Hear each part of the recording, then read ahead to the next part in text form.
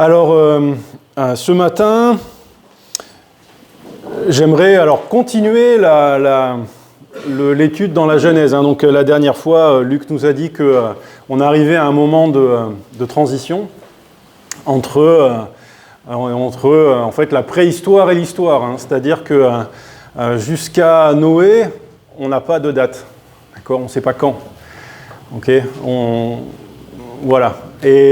Et là, on arrive à Abraham. Et là, pour Abraham, on sait quand. On sait que c'est à peu près 3000 ans avant Jésus-Christ. D'accord ? Donc on a une idée. Il y a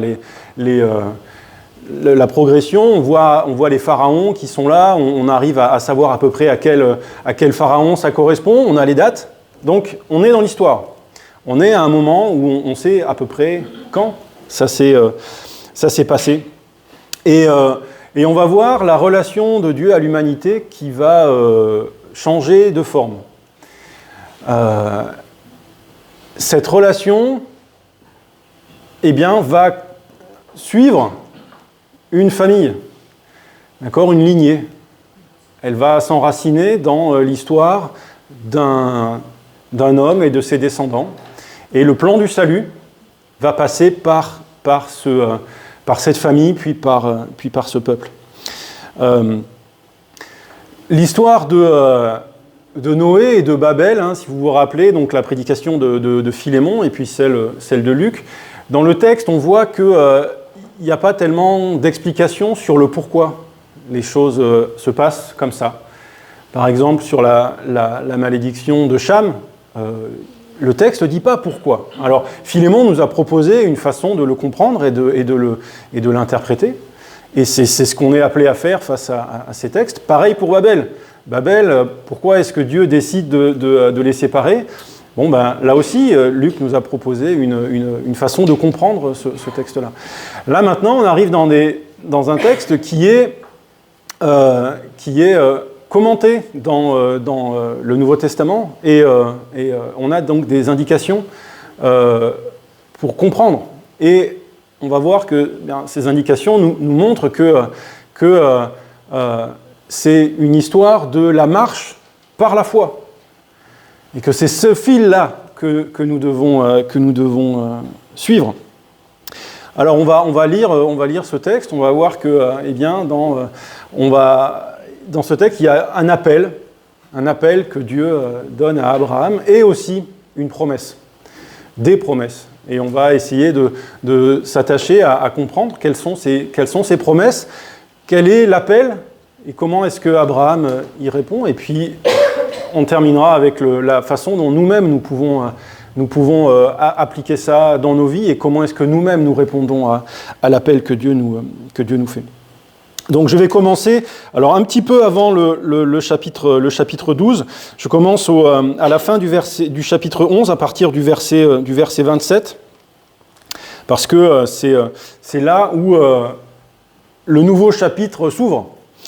Et ce chapitre commence en disant, voici l'histoire de la famille de Téra. Il eut pour fils Abraham, Nahor et Haran. Ce dernier fut le père de Lot. Haran mourut du vivant de son père Téra dans son pays natal, à Our, en Chaldée. Abraham et Nahor se marièrent. La femme d'Abraham s'appelait Saraï, celle de Nahor, Milka. Milka était la fille de Haran, qui, outre Milka, avait eu une autre fille du nom de Yiska. Saraï était stérile, elle ne pouvait pas avoir d'enfant. Téra partit d'Our en Chaldée, emmenant avec lui son fils Abraham, son petit-fils Lot, le fils de Haran, et Saraï, sa belle-fille. La femme d'Abraham pour se rendre au pays de Canaan, mais arrivé à Haran, ils s'y établirent. Téra vécut 205 ans, puis il mourut à Haran. L'Éternel dit à Abraham, « Va, quitte ton pays, ta famille, la maison de ton père, pour te rendre dans le pays que je t'indiquerai. Je ferai de toi l'ancêtre d'une grande nation. Je te bénirai. Je ferai de toi un homme important, et tu deviendras une source de bénédiction pour d'autres. Je bénirai ceux qui te béniront, je maudirai ceux qui t'outrageront. Tous les peuples de la terre seront bénis à travers toi. » Abraham partit donc comme l'Éternel le lui avait demandé, et Lot s'en alla avec lui. Abraham avait 75 ans quand il quitta Haran. Il emmena Saraï, sa femme, son neveu Lot, les biens et les serviteurs qu'il avait acquis à Haran, et ils se mirent en route pour aller au pays de Canaan.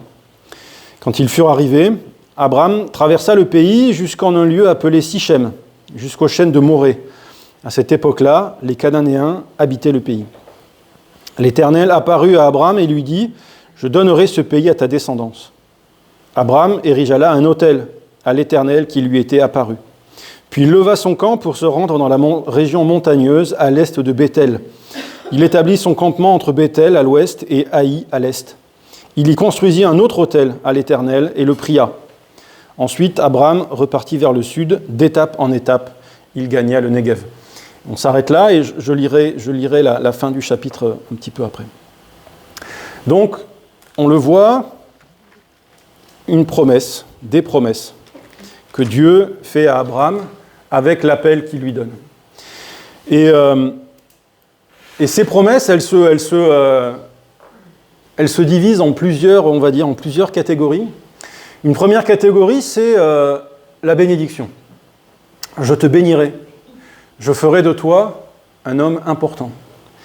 Et c'est vrai que dans l'Ancien Testament, la bénédiction de Dieu se manifeste par la prospérité.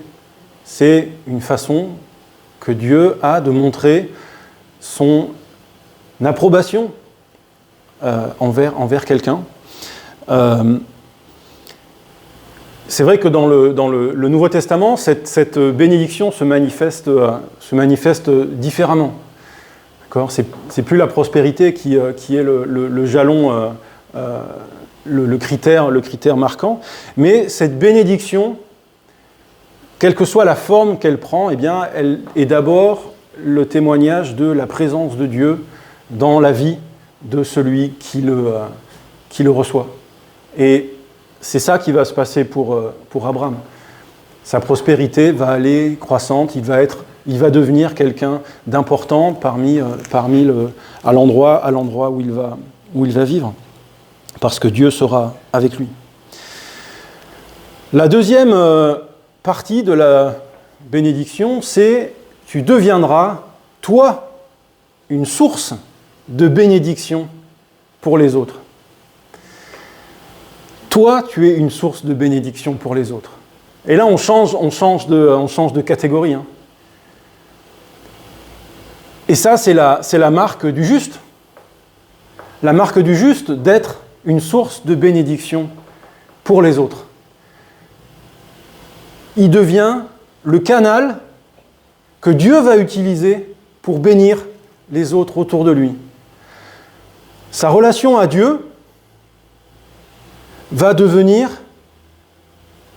un moyen pour que ceux qui sont autour de lui, hein, donc c'est cette idée de verticalité et d'horizontalité, donc Abraham est le juste qui est le moyen que Dieu utilise pour bénir l'humanité. Ça a été le cas avec Noé, par exemple. D'accord ? Il était juste et le salut est passé par lui. Eh bien, Abraham, lui aussi, Dieu lui donne cette alors c'est une bénédiction et en même temps une responsabilité. Hein. Je bénirai les autres à travers toi.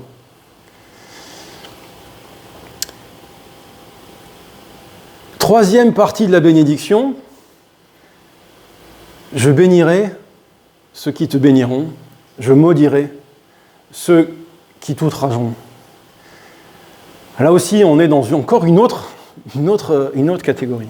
Et moi, je lis ça, et ça me fait penser à Christ. Et je trouve qu'en ça, Abraham est un type de Christ, parce que c'est la bénédiction de Dieu va dépendre de la relation à Abraham. Abraham est un représentant de Dieu sur terre, tout comme le Christ l'est. Et notre relation à Dieu, eh bien, dépend de notre relation à Christ. Est-ce que j'accueille le Christ ? Alors, Dieu me bénit. Est-ce que je rejette le Christ ? Alors, Dieu me rejette. Et c'est ce qui est donné à Abraham à ce moment-là, d'être celui qui va cristalliser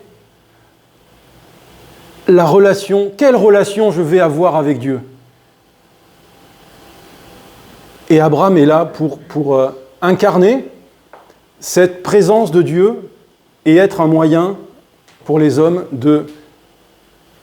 d'être en relation avec Dieu ou pas. Et voilà, en ça il est semblable à Christ. Et puis la dernière partie de la... Alors, pas la dernière, il y en a encore une autre après, mais... donc, une autre partie de la bénédiction, c'est... Tu seras l'ancêtre d'une grande nation, et puis tous les peuples seront bénis à travers toi. Et alors là, ça fait... C'est encore un niveau peut-être encore au-dessus. Là, ça veut dire que Dieu place Abraham dans l'histoire du salut. Dans la façon dont Dieu va faire alliance avec l'humanité. L'ancienne alliance et la nouvelle alliance. L'ancienne alliance, je vais faire de toi une grande nation. Une grande nation au milieu des autres nations. Une nation qui témoignera de qui je suis. Une nation dont la relation avec moi est un témoignage de la relation ouverte à chaque homme vers Dieu. Une nation qui sera le véhicule du salut. Israël. L'alliance d'un peuple avec Dieu, témoignage pour tous les autres peuples. Et puis, eh bien, la nouvelle alliance. Tu seras une bénédiction pour toutes les nations. Pierre va comprendre ça comme étant la dispersion d'Israël parmi les nations. Paul, lui, va interpréter ça dans Galates en disant cette bénédiction pour toutes les nations, c'est l'ouverture du salut à tous les peuples. Cette nouvelle alliance qui est ouverte à tous ceux, quelle que soit leur origine, quel que soit leur peuple, leur sexe, leur couleur de peau, qui est l'ouverture à une nouvelle relation avec Dieu. Donc Abraham est partie prenante de ce plan de Dieu pour le salut de toute l'humanité. Voilà la promesse. Et puis, la dernière partie, c'est le pays. Le pays. Quand Abraham arrive, donc les précédentes promesses, c'était au départ. D'accord ? Avant qu'il parte. Et puis, il y a une dernière promesse, c'est quand il arrive. Et quand il arrive, Dieu lui dit, regarde, autour de toi, voilà, Bethel, Haï, voilà, tout ça, tout ce pays, ce sera pour ta descendance. En lisant ça, moi je me suis demandé dans quelle mesure c'était pas un cadeau empoisonné là, que Dieu faisait à Abraham. Alors, peut-être à cause de l'actualité, cette promesse que Dieu fait à Abraham, elle a des conséquences encore jusqu'à aujourd'hui. Et bon, s'il y a une guerre au Proche-Orient, elle trouve son origine là, dans cette promesse-là. Donc, c'est vrai que est-ce que c'est une bénédiction vraiment ? Mais cette promesse, elle incarne tout ce qui va être finalement difficile à vivre, parce que Dieu promet de manifester sa présence à un endroit donné. Dieu est infini et il promet de venir manifester ce qu'il est dans un endroit qui lui est fini, qui est habité par des peuples. Et bon, c'est une promesse qui va être lourde de conséquences. Et on va voir que finalement, Abraham va la recevoir peut-être de la meilleure façon qu'il pouvait le faire. Parce que avec ces promesses vient un appel. Un appel. Va, quitte ta maison, ton pays. On peut se dire, moi, en lisant cet appel, je me suis dit, mais quel privilège! Dieu parle à Abraham et il lui dit quelque chose de clair. Pars, va. Bon, on priait pour Delphine qui nous disait qu'elle avait besoin que Dieu la guide et la conduise, hein, et que c'était quelque chose qui n'était pas facile. Bon. Et je me disais, ah bah ouais, mais là quand même, Abraham, il a de la chance, lui, quand même. Là, Dieu lui dit un truc, c'est clair, quand même. Bon. Et puis en lisant un peu mieux, on se rend compte que c'est pas si clair que ça, quand même. Parce que... et puis c'est pas, on va voir que c'est pas si facile à réaliser, hein. Donc, parce que dans la première partie de cet appel, c'est d'abord une séparation. Quitte ton pays, quitte ta famille et la maison de ton père. Et dans Actes, c'est Étienne qui va parler de cet appel quand il parle au peuple qui est devant lui et il retrace, hein, toute l'histoire d'Israël. Et il commence donc avec cet appel d'Abraham. Et il dit,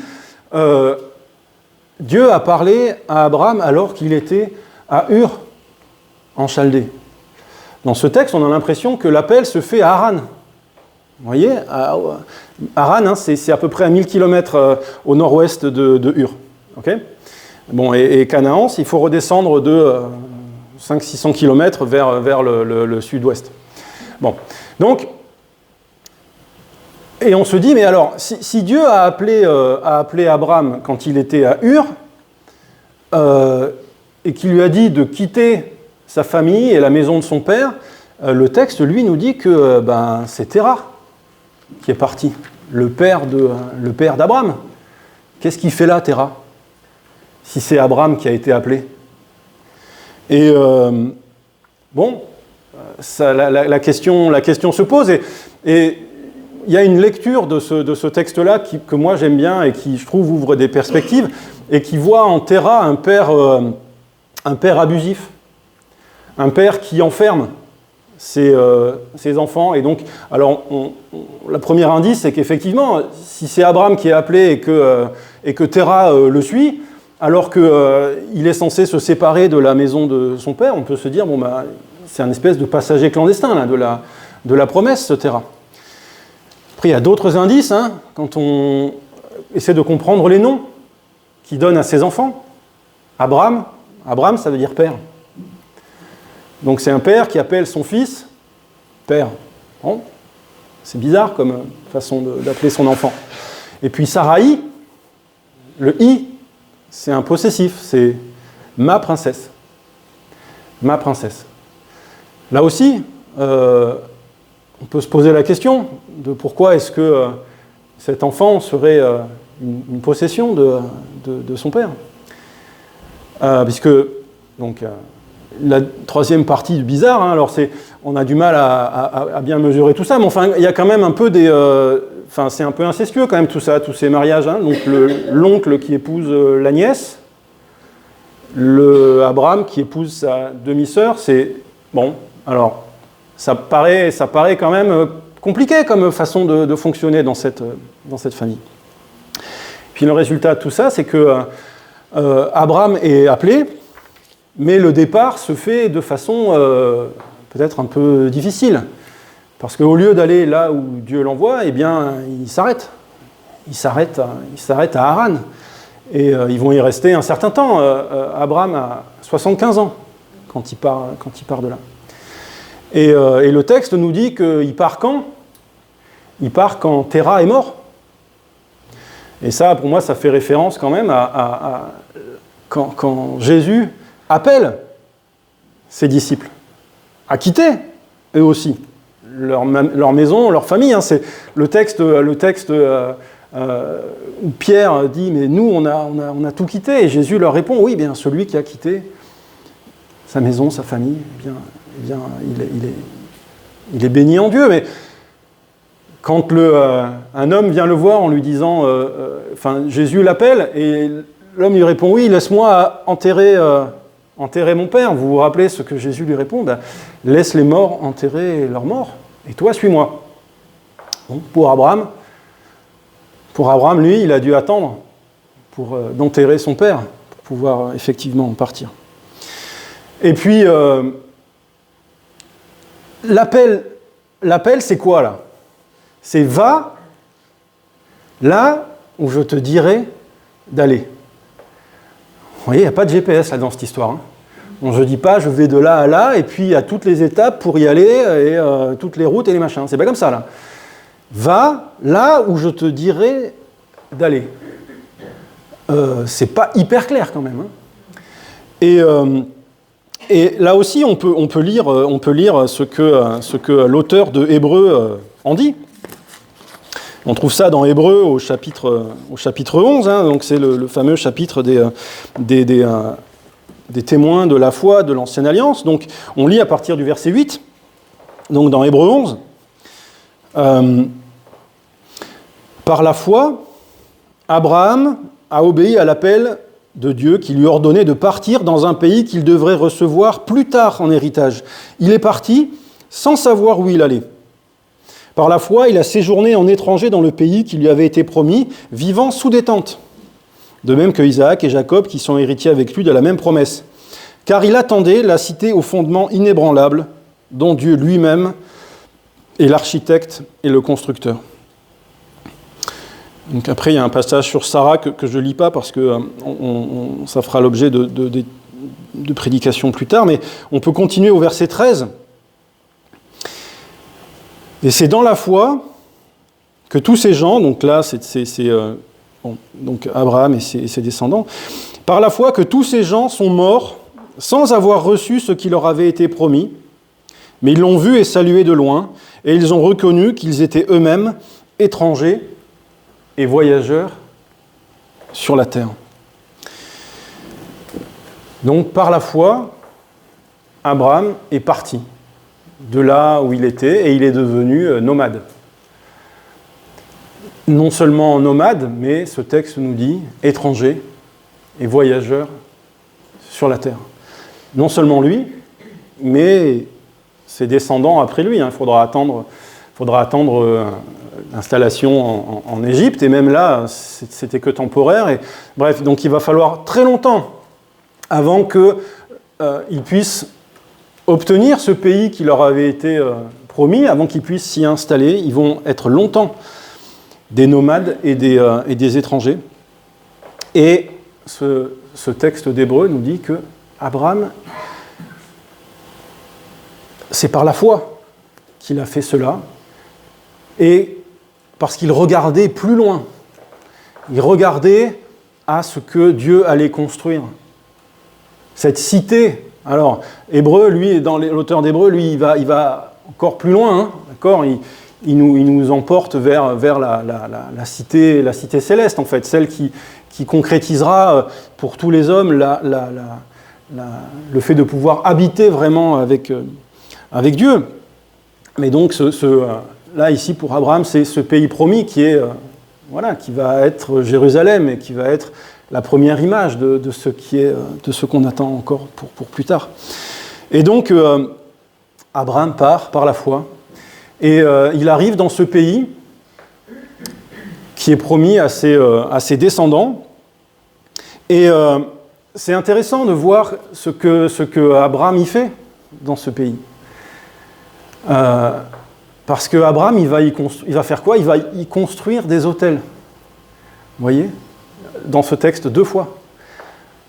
Quand Dieu lui apparaît, Abraham construit un autel et il adore Dieu. Il se déplace encore et on voit dans ce texte qu'il va parcourir le pays d'étape en étape et il va construire encore un autel pour, là aussi, adorer Dieu. Et je disais que la promesse de ce pays aurait pu être un poids, et finalement, Abraham va je trouve, le vivre d'une façon belle, quelque part, parce qu'il ne va pas chercher à le conquérir, c'est pas le moment, mais il va le parcourir en y construisant des autels pour adorer Dieu, comme une façon de consacrer ce pays qui n'est pas encore à lui. Donc, appel, promesse, cette promesse qui contient la bénédiction, qui contient le fait d'être une source de bénédiction, cette confiance une marche de confiance avec Dieu. Et on va continuer le passage et voir que Abraham va avoir quand même du mal à se saisir de cette promesse. Donc on continue et on arrive au verset 10, donc de Genèse 12, qu'on va lire jusqu'à la fin. Donc une famine survint dans le pays. Alors Abraham se rendit en Égypte pour y séjourner quelque temps, car la famine sévissait dans le pays. Lorsqu'il approchait d'Égypte, il dit à Saraï, sa femme, « Écoute, je sais que tu es très belle. Quand les Égyptiens te verront, ils se diront, c'est sa femme, et ils me tueront pour te laisser en vie. Dis-leur donc que tu es ma sœur, pour qu'on me traite bien à cause de toi. Ainsi, grâce à toi, ma vie sera épargnée. » En effet, quand Abraham arriva en Égypte, les Égyptiens remarquèrent la grande beauté de sa femme. Des gens de la cour de Pharaon la remarquèrent et la vantèrent à leur maître, de sorte qu'elle fut enlevée et emmenée au palais royal. À cause d'elle, le Pharaon traita Abraham avec bonté et lui offrit des moutons, des chèvres, des bovins, des ânes, des serviteurs, des servantes, des ânesses et des chameaux. Mais l'Éternel infligea de grands maux au Pharaon et aux gens de sa maison, à cause de Saraï, la femme d'Abraham. Alors le Pharaon fit venir Abraham et lui dit, « Pourquoi m'as-tu fait cela? Pourquoi ne m'as-tu pas dit qu'elle était ta femme? Pourquoi l'as-tu présentée comme ta sœur? À cause de cela, j'en ai fait ma femme. Maintenant, voilà ta femme, reprends-la et va-t'en. » Et le Pharaon chargea ses gens de le reconduire avec sa femme et avec tout ce qu'il possédait. Bon, alors il y a une partie, on va dire, un peu choquante quand même dans ce passage, et on est en train de commencer, là, on a commencé peut-être avec Noé, mais l'histoire des patriarches, d'accord? Les patriarches. Et dans ce patriarche, eh bien, il y a la notion du patriarcat, d'accord? Et le fait que, dans notre conception moderne de ce que c'est que le patriarcat, eh bien, c'est d'abord peut-être l'effacement des femmes. D'accord? Et on trouve là quand même ici, dans ce passage, un exemple de ce que cette façon de faire contient de pire. Mais on ne la trouve pas chez le patriarche Abraham. On la trouve dans les actions de Pharaon. Parce que dans la façon dont Pharaon se comporte, on voit combien Saraï, à ce moment-là, c'est une femme trophée. C'est un objet, d'accord, que le Pharaon va prendre pour... bon, ok, elle est belle, alors je ne sais pas... j'ai du mal à comprendre la motivation derrière tout ça, mais enfin bon, bref. Donc il récupère cette femme très belle, il la récupère pour lui comme un trophée. Alors que Sarah, dans cette histoire-là, elle n'est pas effacée, en fait. Parce qu'on peut quand même remarquer que Sarah, elle fait partie intégrante du plan de Dieu pour le salut. C'est pas un accessoire, Sarah. Sarah, ça va être celle par qui le salut va passer.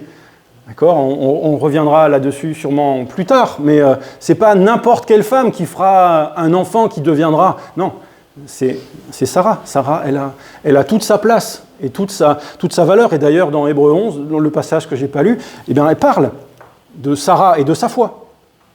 Donc, elle n'est pas du tout effacée dans cette histoire-là. Alors, bien sûr,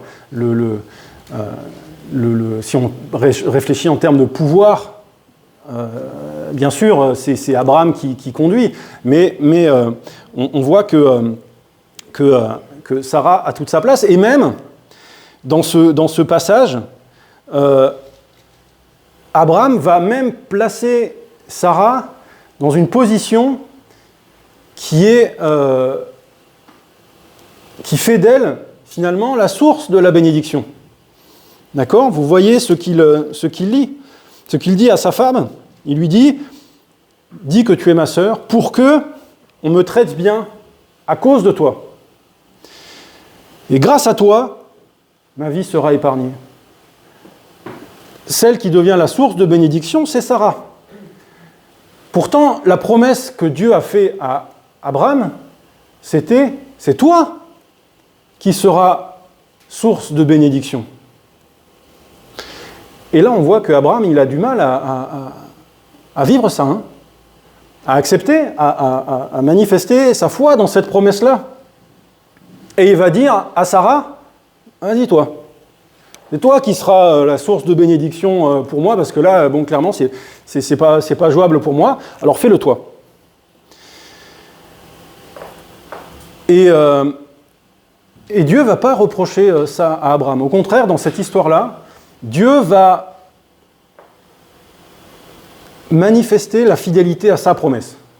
Parce que, donc vous vous rappelez, la promesse de Dieu à Abraham, c'est « Celui qui t'outragera, je le maudirai ».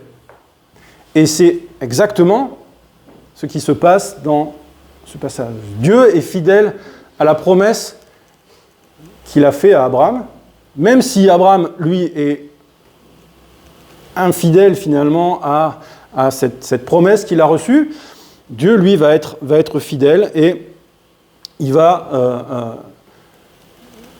maudire Pharaon et sa famille en témoignage de cette promesse qu'il a faite à Abraham. Et on retrouve là une image de ce qui se passera plusieurs centaines d'années plus tard quand le peuple devra lui aussi sortir d'Égypte.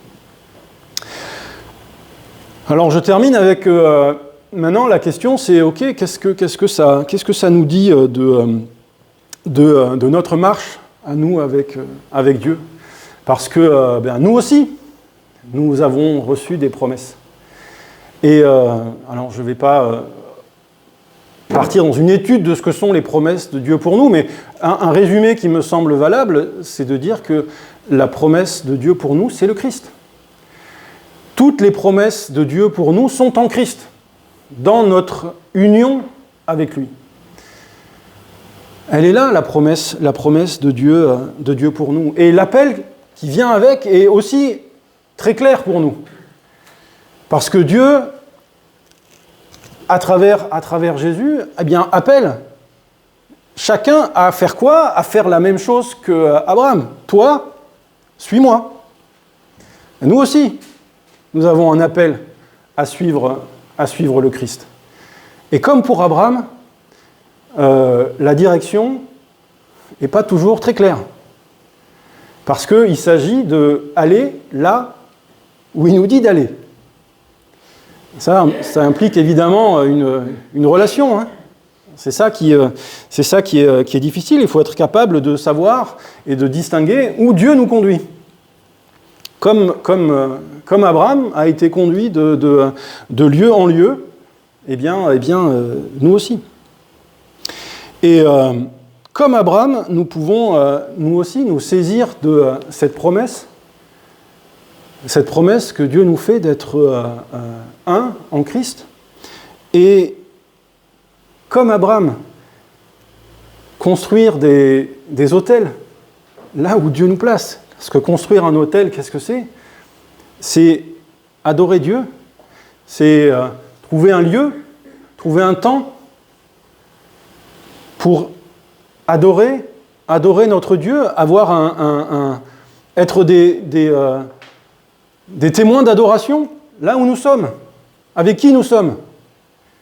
Et construire comme ça, peut-être des choses éphémères, hein, parce que les autels d'Abraham, d'accord, concrètement, c'était un tas de pierres. Hein. Il n'a pas construit une cathédrale. Il a fait des petits tas de pierres sur lesquels il a adoré Dieu. Eh bien, nous pouvons faire aussi la même chose si nous nous saisissons de cette promesse. Abraham, la promesse, c'était « ce pays sera à toi ». Pourtant, il était étranger et voyageur à ce moment-là. Hein. C'était un émigré, c'était quelqu'un qui était à la merci de ceux qui étaient déjà là, et ce sera particulièrement vrai en Égypte, mais il a choisi, malgré tout, d'adorer Dieu là où il était. Nous pouvons, nous aussi, nous saisir de cette promesse et de cet appel. Nous aussi, nous sommes appelés à être une bénédiction pour ceux qui nous entourent. Nous aussi, nous avons cette promesse-là, des fleuves d'eau vive couleront de vous. nous aussi nous pouvons être des bénédictions. Et soit nous nous saisissons de cette promesse-là pour nous, soit nous faisons comme l'a fait Abraham, en disant, ben non, vas-y, que quelqu'un d'autre se charge de ça. Hein. Il y en a sûrement qui sont plus doués ou plus je sais pas quoi, et qui pourront être des bénédictions à ma place. Mais c'est pas à ça que nous sommes appelés. Cette promesse de Dieu, il faut effectivement s'en saisir. Et quand je lisais ce déroulement, je repensais à une histoire, peut-être que vous connaissez ce roman, c'est un roman de Steinbeck qui s'appelle La Perle, et qui raconte l'histoire d'un pêcheur qui trouve une perle de grande valeur, d'accord, une perle très précieuse. Et une promesse de richesse, de pouvoir sortir de sa misère. Et donc, il trouve cette perle, il essaie de la vendre dans le village où il est, et puis en fait, tous ceux qui achètent les perles, en fait, sont de connivence et ils lui en proposent une misère. Et donc, ce pêcheur dit non, mais ça, on essaie de me voler. Donc, il refuse et il part avec sa famille, donc sa femme et ses enfants, pour aller dans la grande ville et essayer de vendre sa perle à un bon prix. Et le problème, c'est qu'en chemin, il est attaqué par des voleurs qui avaient entendu parler, évidemment, de ça. Et si je me rappelle bien, un de ses enfants est tué. Et du coup, il revient dans son village, il prend la perle et il la jette dans la mer. Parce que cette perle, finalement, cette promesse était devenue une malédiction. Et en fait, la promesse de Dieu, ça peut être la même chose pour nous. Ça peut être comme ça quelque chose de très précieux, mais si on n'en s'en sert pas, si on la garde juste comme un espèce de trophée, ça ne sert à rien. C'est juste quelque chose qui a beaucoup de valeur, mais qui ne change rien dans ma vie. D'accord ? Quelque chose qui est très lourd à porter, mais qui n'a pas de conséquences. Alors que la promesse de Dieu, dans notre vie, plutôt qu'une perle, ça peut être une graine. Ça peut être une graine qu'on plante. Et c'est ce que fait Abraham à certains moments et qu'il n'arrive pas à faire à d'autres. D'accord ? Une graine, ça pousse. Une graine, ça pousse, ça fait des racines, ça fait des branches. Et qu'est-ce que c'est qui fait grandir cette graine ? Eh bien, c'est pas compliqué, c'est la foi. D'accord ? C'est la foi. C'est parce que on accepte la promesse de Dieu dans notre vie, qu'on accepte de la recevoir pour nous, de nous y engager, de nous en servir de cette promesse, de la rendre réelle dans notre vie. Cette promesse d'être une bénédiction pour les autres. Cette promesse d'être un témoin de Christ. Là où on est, dans nos familles, voilà la promesse que Dieu nous fait et qui grandit par la foi en nous. Alors, qu'on puisse entendre cet appel, comme Abraham a entendu le sien, qu'on arrive à marcher en nous saisissant à chaque moment de cette proximité avec le Christ qui nous est promis pour la faire fructifier, la faire grandir, qu'elle puisse porter du fruit en nous et autour de nous. Que le Seigneur puisse nous conduire. Merci.